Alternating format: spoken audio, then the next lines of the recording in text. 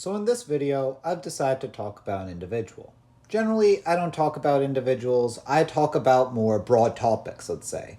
However, I thought it was important to talk about this individual. But before we go any further, I want to say something that I want you, the viewer, to think on. People are complicated much like life. They are seldom black or white, but gray.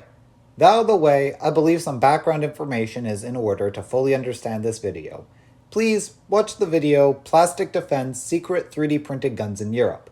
Alright, have you watched it? Yep. Okay, well now you get a first-hand interview of what the guy was like. Now say what you will about Jstark, but he was, in my honest perspective, a complicated individual. If you watch this interview, you would see that. However, this is how the mainstream media has portrayed him. Now, I'll leave a link in the description of this article, but let's see how this article portrays him in the video, just a little bit. So already, the lengthy title of this article, I know I'm being a bit of a hypocrite, goes on to say, Jacob, not even going to attempt to pronounce that last name, I'd probably butcher it, incel, who mysteriously died unmasked as creator of world's most popular 3D printed gun. So, the third word they use in this title to describe him is incel. This viewer is a hit piece, plain and simple. Don't believe me? Let's go through this article some more, which I don't even need to delve very far before I find yet another hit piece aspect of the article. The FGC-9, which has been seen in the hands of gun enthusiasts, organized criminals, and terrorists around the world, and is featured in several criminal cases in the UK. Now, you could be asking, why is this part of the article a hit piece? Well, I'll tell you. Firstly, I should say this is less a hit piece part of the article and more lying by omission. Because yes, you would not be wrong in saying that gun enthusiasts make the FGC-9. Nor would you be wrong about saying organized crime or terrorists have been seen with a FGC-9 or variant of it. However, one thing that this article doesn't say anywhere, and you can check it for yourself, is how the place it's being most used in is Myanmar against the military junta that couped them, which I'm not going to go into more details of. I'll, however, drop a link to a YouTuber who did a good job at explaining the FGC-9's use in Myanmar, because that's a whole video topic on its own. To make a long story short, though, that's where the gun is being shown up the most in all around the world. For this article to omit that is just disgusting. They also have no excuse either. This article was published back on November 2nd, 2023. There were mainstream sources out there that could have talked about that mentioned their use in Myanmar.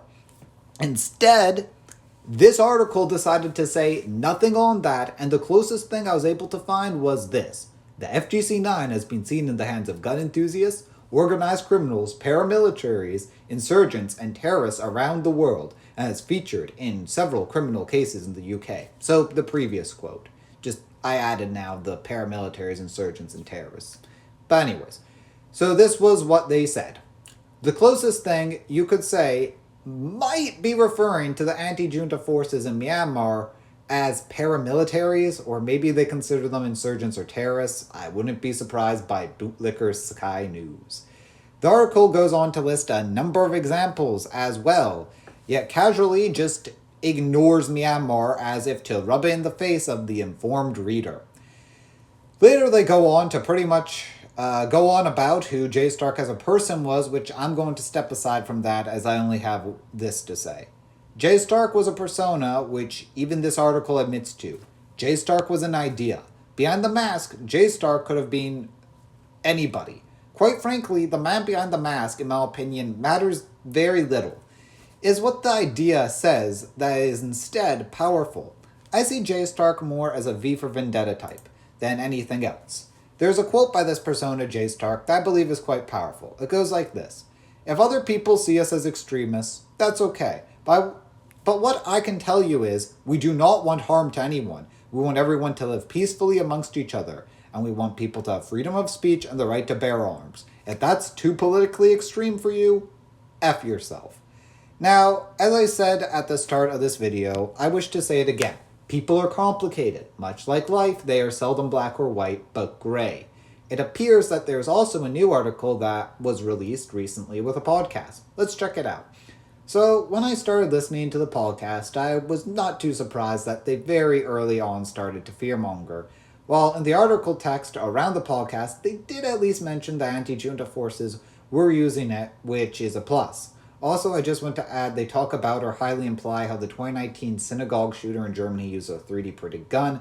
That's factually incorrect. He used a homemade firearm, but it was not a 3D printed firearm. I have a source to show that as well.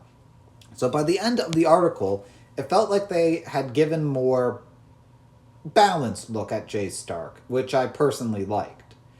They quietly recognized him for the duality he possessed as a person and separated the man from the persona, which I thought was good.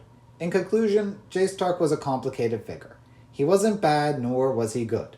He just, in a sense, was. Anyways, that's all I have to say on this topic. I hope it has given you a different perspective.